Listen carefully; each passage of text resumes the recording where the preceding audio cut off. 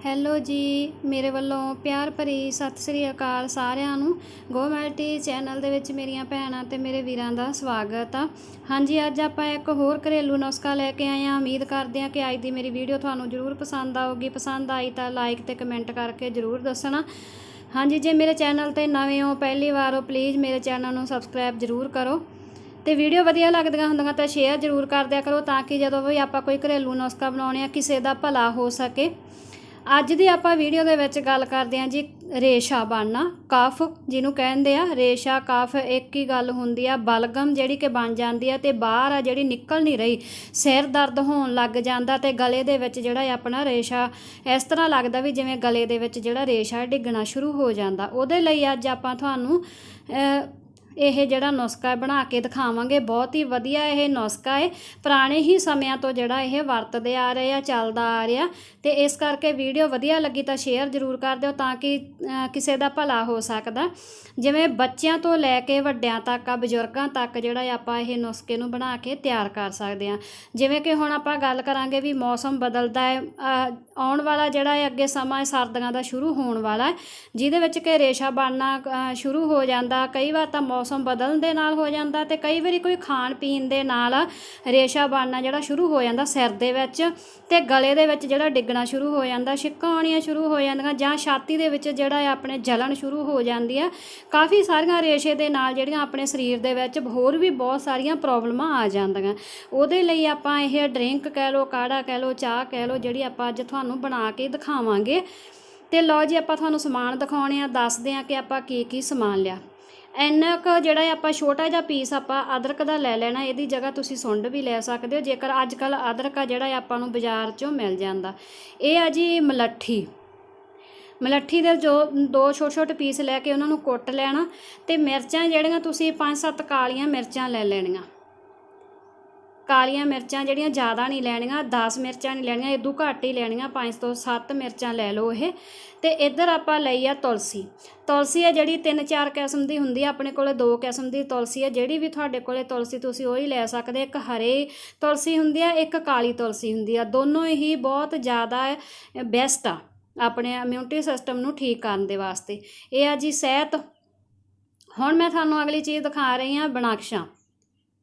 ਇਹ ਜਿਹੜੀਆਂ ਕਿ ਪੰਸਾਰੀ ਦੀ ਦੁਕਾਨ ਤੋਂ ਬਨਾਕਸ਼ਾਂ ਮਿਲਦੀਆਂ, ਇਹ ਉਹ ਆ ਜਿਵੇਂ ਦਸ਼ਾਂਦਾ ਹੁੰਦਾ ਮਿਕਸ ਰਲਿਆ ਹੁੰਦਾ ਹੈ, ਉਹਦੇ ਵਿੱਚ ਸਮਾਨ ਪਾਇਆ ਹੁੰਦਾ, ਉਹ 'ਚ ਦਾਲਚੀਨੀ, ਮਲੱਠੀ ਵਗੈਰਾ। ਇਹ ਆਪਾਂ ਕੱਲੀਆਂ ਬਨਾਕਸ਼ਾਂ ਹੀ ਲਈਆਂ। ਇਹ ਜਿਹੜੀਆਂ ਬਨਾਕਸ਼ਾਂ ਸਾਨੂੰ ਪੰਸਾਰੀ ਦੀ ਦੁਕਾਨ ਤੋਂ ਥੋੜ੍ਹੀਆਂ ਜਿਹੀਆਂ ਮਹਿੰਗੀਆਂ ਮਿਲੀਆਂ। ਵੈਸੇ ਤਾਂ ਇੰਨੀਆਂ ਕੁ 10 ਰੁਪਏ ਦੀਆਂ ਹੀ ਹੁੰਦੀਆਂ, ਪਰ ਉਹਨਾਂ ਨੇ ਸਾਨੂੰ ਜਿਹੜੀਆਂ ਇਹ 40 ਰੁਪਏ ਦੀਆਂ ਦਿੱਤੀਆਂ।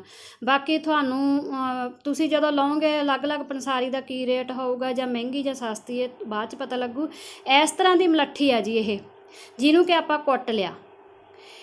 ਮੈਂ ਤੁਹਾਨੂੰ ਇੱਕ ਹੋਰ ਨੁਸਖਾ ਦੱਸਣ ਜਾ ਰਹੀ ਹਾਂ। ਵੈਸੇ ਮੇਰੀ ਇਹ ਵੀਡੀਓ ਪਾਈ ਵੀ ਹੋਈ ਹੈ। ਮਲੱਠੀ ਨੂੰ ਜਿਹੜਾ ਕੁੱਟ ਕੇ ਤੇ ਸੌਂਫ ਆ ਤੇ ਮਲੱਠੀ ਇਹਨਾਂ ਨੂੰ ਧੁੱਪ ਲਵਾਉਣ ਦੇ ਲਈ ਕੁੱਟ ਕੇ ਰੱਖਿਆ ਹੋਇਆ। ਤੇ ਇਹਦੇ ਲਈ ਆਪਾਂ ਮਿਸ਼ਰੀ ਤੇ ਸਰਨਾ, ਇਹ ਵੀ ਇੱਕ ਰੇਸ਼ੇ ਤੋਂ, ਖੰਘ ਤੋਂ ਇੱਕ ਘਰੇਲੂ ਨੁਸਖਾ ਜਿਹੜਾ ਬਣ ਕੇ ਤਿਆਰ ਹੋ ਜਾਂਦਾ।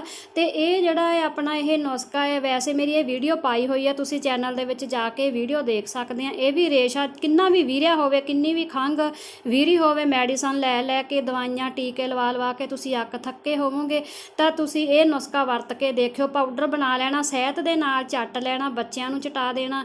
ਜੇ ਕੋਈ ਵੱਡੇ ਬਜ਼ੁਰਗ ਆ ਜਾਂ ਘਰ ਦੇ ਵਿੱਚ ਹੋਰ ਕੋਈ ਫੈਮਿਲੀ ਮੈਂਬਰ ਆ, ਉਹਨਾਂ ਨੂੰ ਤੁਸੀਂ ਇਹ ਪਾਊਡਰ ਬਣਾ ਕੇ ਤਿਆਰ ਕਰ ਲਓ ਤੇ ਸਿਹਤ ਦੇ ਵਿੱਚ ਪਾ ਕੇ ਚਟਾ ਦਿਓ ਤੇ ਰੇਸ਼ੇ ਨੂੰ, ਖੰਘ ਨੂੰ ਜਿਹੜਾ ਬਿਲਕੁਲ ਆਰਾਮ ਆ ਜਾਊਗਾ।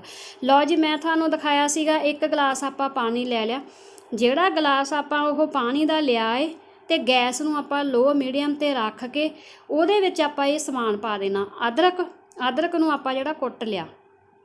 ਇੱਧਰ ਆਪਾਂ ਕੁੱਟੀ ਹੋਈ ਮਲੱਠੀ ਲੈ ਲਈ ਆ, 2 ਛੋਟੇ ਪੀਸ ਆ, ਉਹਨਾਂ ਨੂੰ ਆਪਾਂ ਜਿਹੜਾ ਮਲੱਠੀ ਨੂੰ ਕੁੱਟ ਲਿਆ। ਤੇ ਇਹ ਆਪਾਂ ਲੈ ਲਈ ਜੀ ਤੁਲਸੀ ਦੇ 7-8 ਪੱਤੇ ਲੈ ਲਏ ਆ। ਮੰਨ ਕੇ ਚਲੋ ਤੁਸੀਂ 10 ਕੁ ਪੱਤੇ ਲੈ ਲਓ ਤੁਲਸੀ ਦੇ, ਤੇ 5-7 ਕਾਲੀਆਂ ਮਿਰਚਾਂ ਲੈ ਲਓ।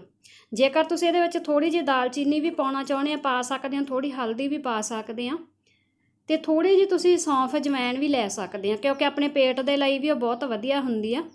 ਲਓ ਜੀ, ਮੈਂ ਤੁਹਾਨੂੰ ਦਿਖਾਉਣੀਆਂ ਬਨਾਕਸ਼ਾਂ ਕਿੰਨੀਆਂ ਕੁ ਪਾਉਣੀਆਂ। ਥੋੜ੍ਹੀਆਂ ਜਿਹੀਆਂ ਤਾਂ ਮੈਂ ਪਾਤੀਆਂ, ਥੋੜ੍ਹੀਆਂ ਜਿਹੀਆਂ ਹੋਰ ਦਿਖਾਤਾ। ਇੰਨੀਆਂ ਕੁ ਲੈ ਲੈਣੀਆਂ ਆਪਾਂ, 2 ਕੁ ਚਮਚੇ ਦੇ ਕਰੀਬ ਜਿਹੜਾ ਆਪਾਂ ਬਨਾਕਸ਼ਾਂ ਲੈ ਲੈਣੀਆਂ। ਜਿੰਨੀਆਂ ਤੁਹਾਨੂੰ ਮੈਂ ਦਿਖਾਈਆਂ ਵੀ ਇਹ 40 ਰੁਪਏ ਦੀਆਂ ਆਈਆਂ, ਤੇ ਇਹਦੇ ਨਾਲ ਆਪਣੇ 3 ਤੋਂ 4 ਵਾਰ ਆ ਜਿਹੜਾ ਆਪਣਾ ਕਾੜਾ ਬਣ ਕੇ ਤਿਆਰ ਹੋ ਜੂ। ਹੁਣ ਆਪਾਂ ਇਹਨੂੰ ਢੱਕ ਕੇ ਪਕਾਵਾਂਗੇ ਲੋ ਮੀਡੀਅਮ 'ਤੇ ਰੱਖ ਕੇ 5-7 ਮਿੰਟ ਲਈ, ਤਾਂ ਕਿ ਇਹਦਾ ਥੋੜ੍ਹਾ ਜਿਹਾ ਪਾਣੀ ਆ ਜਿਹੜਾ ਆਪਣਾ ਉਹ ਘਟ ਜਾਵੇ। ਪੂਰੀ ਤਰ੍ਹਾਂ ਆਪਾਂ ਜਿੰਨਾ ਵੀ ਸਮਾਨ ਪਾਇਆ ਇਹਦਾ ਅਸਰ ਆ ਜਿਹੜਾ ਵਿੱਚ ਆ ਜਾਵੇ, ਇੱਕ ਦਵਾਈ ਦੇ ਰੂਪ ਵਿੱਚ ਇਹ ਕਾੜਾ ਬਣ ਕੇ ਜਿਹੜਾ ਆਪਣਾ ਤਿਆਰ ਹੋ ਜਾਵੇ। ਇਸ ਨੂੰ ਬੱਚੇ ਬਜ਼ੁਰਗ ਕੋਈ ਵੀ ਲੈ ਸਕਦਾ, ਕਿਉਂਕਿ ਕਈ ਵਾਰ ਹੁਣ ਵੀ ਠੰਡਾ ਪਾਣੀ ਪੀਣ ਦੇ ਨਾਲ ਇਸ ਤਰ੍ਹਾਂ ਦੀ ਪ੍ਰੋਬਲਮ ਆ ਜਾਂਦੀ ਆ। ਕਈ ਵਾਰ ਰੇਸ਼ਾ ਜਿਹੜੇ ਆਪਣੇ ਛਾਤੀ ਦੇ ਵਿੱਚ ਵੀ ਜੰਮ ਜਾਂਦਾ, ਸਿਰ ਦੇ ਵਿੱਚ ਵੀ ਜੰਮ ਜਾਂਦਾ, ਤੇ ਗਲਾ ਹਮੇਸ਼ਾ ਹੀ ਭਾਰਾ ਭਾਰਾ ਰਹਿੰਦਾ, ਆਵਾਜ਼ ਆ ਜਿਹੜੀ ਆਪਣੀ ਸਾਫ਼ ਨਹੀਂ ਰਹਿੰਦੀ। ਲਓ ਜੀ, ਆਪਾਂ 5-7 ਮਿੰਟ ਆ ਜਿਹੜਾ ਉਸ ਕਾੜੇ ਨੂੰ ਪਕਾ ਲਿਆ ਢੱਕ ਕੇ। ਬਿਲਕੁਲ ਲੋ ਮੀਡੀਅਮ 'ਤੇ ਪਕਾਉਣਾ, ਹਾਈ ਫਲੇਮ 'ਤੇ ਨਹੀਂ ਪਕਾਉਣਾ, ਤੁਸੀਂ ਤੇਜ਼ੀ ਨਹੀਂ ਕਰਨੀ ਗੀ, ਬਿਲਕੁਲ ਸਲੋ ਗੈਸ ਨੂੰ ਕਰ ਲੈਣਾ। ਤੇਜ਼ੀ ਦੇ ਵਿੱਚ ਤੁਸੀਂ ਇਸ ਕਾੜੇ ਨੂੰ ਬਣਾ ਕੇ ਨਹੀਂ ਤਿਆਰ ਕਰਨਾ। ਆ ਦੇਖੋ ਆਪਣਾ ਕਿੰਨਾ ਪਾਣੀ ਆ ਜਿਹੜਾ ਘਟ ਚੁੱਕਿਆ ਇਹ ਵਿੱਚੋਂ, ਤੇ ਇੱਕ ਇਹ ਦਵਾਈ ਬਣ ਕੇ ਜਿਹੜੀ ਤਿਆਰ ਹੋ ਗਈ ਆ। ਮੈਂ ਤੁਹਾਨੂੰ ਦਿਖਾਉਣੀ ਆ, ਇਹ ਬਿਲਕੁਲ ਆਪਾਂ ਪੂਰਾ ਭਰ ਕੇ ਪਾਣੀ ਦਾ ਲਿਆ ਹੋਇਆ ਸੀ, ਗਲਾਸ ਪੂਰਾ ਭਰਿਆ ਹੋਇਆ ਸੀਗਾ, ਤੇ ਇੰਨਾ ਜਿਹੜਾ ਪਾਣੀ ਆ ਇਹ ਘਟ ਗਿਆ। ਇਹਨੂੰ 5-7 ਮਿੰਟ ਆ ਜਿਹੜਾ ਆਪਾਂ ਇਹਨੂੰ ਢੱਕ ਕੇ ਪਕਾਇਆ ਸੀ, ਪਾਣੀ ਬਿਲਕੁਲ ਜਿਹੜਾ ਅੱਧਾ ਗਲਾਸ ਰਹਿ ਗਿਆ। ਤੇ ਇਸ ਨੂੰ ਕੀ ਕਰਨਾ ਹੈ, ਜੇਕਰ ਹੁਣ ਮੈਂ ਤੁਹਾਨੂੰ ਇਹ ਦੱਸੂਗੀ, ਜੇ ਤੁਸੀਂ ਸ਼ੂਗਰ ਦੇ ਮਰੀਜ਼ ਨਹੀਂ ਤਾਂ ਫਿਰ ਤੁਸੀਂ ਇਹਦੇ ਵਿੱਚ 1 ਚਮਚ ਸ਼ੱਕਰ ਵੀ ਲੈ ਸਕਦੇ ਆ, ਤੇ ਜਾਂ ਫਿਰ ਸ਼ਹਿਦ ਵੀ ਲੈ ਸਕਦੇ ਆ। ਜੇ ਤੁਸੀਂ ਸ਼ੂਗਰ ਦੇ ਮਰੀਜ਼ ਹੋ ਫਿਰ ਤੁਸੀਂ ਸ਼ਹਿਦ ਨੂੰ ਜਾਂ ਤਾਂ ਬਿਲਕੁਲ ਘੱਟ ਮਾਤਰਾ ਦੇ ਵਿੱਚ ਪਾ ਲਓ, ਤੇ ਜਾਂ ਤੁਸੀਂ ਬਿਨਾਂ, ਜੇ ਤੁਹਾਨੂੰ ਕੋਈ ਪ੍ਰੋਬਲਮ ਨਾ ਵੀ ਤੁਸੀਂ ਬਿਨਾਂ ਸ਼ਹਿਦ ਤੋਂ ਵੀ ਲੈ ਸਕਦੇ ਹੋ, ਕਿਉਂਕਿ ਪੀਣਾ ਕੋਈ ਆਸਾਨ ਔਖਾ ਕੰਮ ਨਹੀਂ ਹੁੰਦਾ, ਬਹੁਤ ਹੀ ਆਸਾਨ ਹੈ, ਤੇ ਇਹਦਾ ਟੇਸਟ ਆ ਜਿਹੜਾ ਬਹੁਤ ਵਧੀਆ ਹੁੰਦਾ, ਕੋਈ ਇਹ ਕੌੜਾ ਨਹੀਂ ਹੁੰਦਾ, ਪੀਣਾ ਔਖਾ ਨਹੀਂ ਹੁੰਦਾ। ਪਰ ਸ਼ਹਿਦ ਆਪਾਂ ਕਿਉਂ ਮਿਲਾਉਣਾ, ਸ਼ਹਿਦ ਆਪਾਂ ਨੂੰ ਸਾਰਿਆਂ ਨੂੰ ਹੀ ਪਤਾ ਕਿ ਆਪਣਾ ਇਮਿਊਨਿਟੀ ਸਿਸਟਮ ਦੇ ਲਈ ਕਿੰਨਾ ਕੁ ਗੁਣਕਾਰੀ ਆ, ਰੇਸ਼ੇ ਦੇ ਲਈ, ਖੰਘ ਦੇ ਲਈ, ਬਾਕੀ ਪੇਟ ਦੇ ਲਈ, ਆਪਾਂ ਨੂੰ ਛਾਤੀ ਦੇ ਲਈ ਰੇਸ਼ਾ ਜਿਹੜਾ ਸ਼ਹਿਦ ਆ ਜਿਹੜਾ ਬਹੁਤ ਹੀ ਜ਼ਿਆਦਾ ਬੈਨੀਫਿਟ ਆ। ਤੇ ਇਸ ਕਰਕੇ ਜਿਹੜਾ ਇਹ ਆਪਾਂ ਇਹ ਕਾੜਾ ਬਣਾਇਆ, ਡਰਿੰਕ ਬਣਾਈ, ਚਾਹ ਬਣਾਈ ਆ, ਇਹਦੇ ਵਿੱਚ 1 ਚਮਚ ਸ਼ਹਿਦ ਪਾ ਲਓ। ਜੇ ਤੁਸੀਂ ਸ਼ੂਗਰ ਦੇ ਮਰੀਜ਼ ਨਹੀਂ, ਜੇਕਰ ਤੁਸੀਂ ਸ਼ੂਗਰ ਦੇ ਮਰੀਜ਼ ਹੋ ਤਾਂ ਜਾਂ ਤਾਂ ਬਿਲਕੁਲ ਘੱਟ ਪਾ ਲਓ, ਜਾਂ ਫਿਰ ਤੁਸੀਂ ਸਕਿਪ ਕਰ ਦਿਓ। ਬਾਕੀ ਜੇਕਰ ਵਧੀਆ ਸ਼ਹਿਦ ਹੋਵੇ, ਪੂਰਾ ਤਸੱਲੀ ਵਾਲਾ ਹੋਵੇ, ਕੰਪਨੀ ਦਾ, ਡਾਬਰ ਦਾ ਹੋਵੇ, ਤਾਂ ਇਹ ਆਪਣਾ ਜਿਹੜਾ ਸਿਰ ਆਪਣੇ ਅੱਖਾਂ ਦੇ ਸਾਹਮਣੇ ਚੋਇਆ ਹੋਇਆ ਬਿਲਕੁਲ ਸ਼ੁੱਧ ਸ਼ਹਿਦ ਆ, ਤੇ ਇਸ ਕਰਕੇ ਸ਼ੂਗਰ ਦੇ ਮਰੀਜ਼ ਇਸ ਨੂੰ ਸ਼ਹਿਦ ਨੂੰ ਵਰਤ ਸਕਦੇ ਆ, ਲੈ ਸਕਦੇ ਆ। ਹਾਂਜੀ, ਇਸ ਕਾੜੇ ਨੂੰ ਪੀਣਾ ਕਿਵੇਂ ਆ, 2 ਟਾਈਮ ਪੀਣਾ, ਸੁਬਾਹ ਤੇ ਸ਼ਾਮ। ਜੇਕਰ 5 ਸਾਲ ਦਾ ਬੱਚਾ ਤੇ ਉਸ ਨੂੰ 1 ਚਮਚ 3 ਟਾਈਮ ਦਿਓ, 1 ਟਾਈਮ ਬਣਾ ਕੇ ਰੱਖ ਲਓ, ਫਿਰ ਤੁਸੀਂ ਉਸ ਨੂੰ 3 ਟਾਈਮ ਚਮਚਾ ਦਿਓ, ਤੇ ਉਸ ਨੂੰ ਜਿਹੜਾ ਆਰਾਮ ਮਿਲੂਗਾ। ਰੇਸ਼ੇ ਬੱਚਿਆਂ ਨੂੰ ਇਸ ਤਰ੍ਹਾਂ ਦੇਣਾ, ਜੇਕਰ ਤੁਸੀਂ ਵੱਡੇ ਹੋ, ਜਿੰਨਾ ਤੁਸੀਂ ਦੇਖ ਰਹੇ ਹੋ ਇੰਨਾ ਤੁਸੀਂ ਸੁਬਾਹ ਤੇ ਸ਼ਾਮ ਇਸ ਕਾੜੇ ਨੂੰ ਪੀਣਾ ਹੈ, ਤੇ ਤੁਹਾਨੂੰ ਬਹੁਤ ਹੀ ਜਲਦੀ ਜਿਹੜਾ ਰੇਸ਼ੇ ਤੋਂ, ਕਫ ਤੋਂ ਆਰਾਮ ਮਿਲੂਗਾ।